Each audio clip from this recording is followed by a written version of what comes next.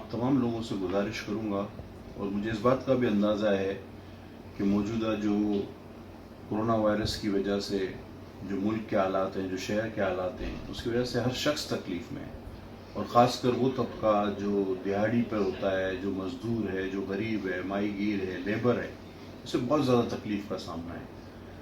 लेकिन मैं आपको साथ साथ ये भी गुजारिश करूँगा, क्योंकि हम कंजस्टेड जगहों पर रहते हैं, कच्ची आबादियों में रहते हैं, देखिए जान से बढ़ के कुछ भी नहीं है। आप अपनी और अपने प्यारों की जान बचा सकते हैं सोशल डिस्टेंस के ज़रिए, फासले के ज़रिए।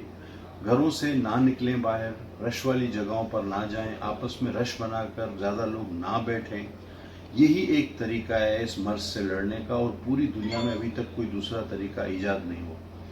हमें हर शख्स की तकलीफ़ का पूरा तो नहीं, लेकिन बहुत हद तक अंदाज़ा है कि लोगों के पास राशन नहीं है, कम है, कुछ को पहुंचा है, कुछ को नहीं पहुंचा, बहुत सारे लोग बेरोजगार हो गए हैं।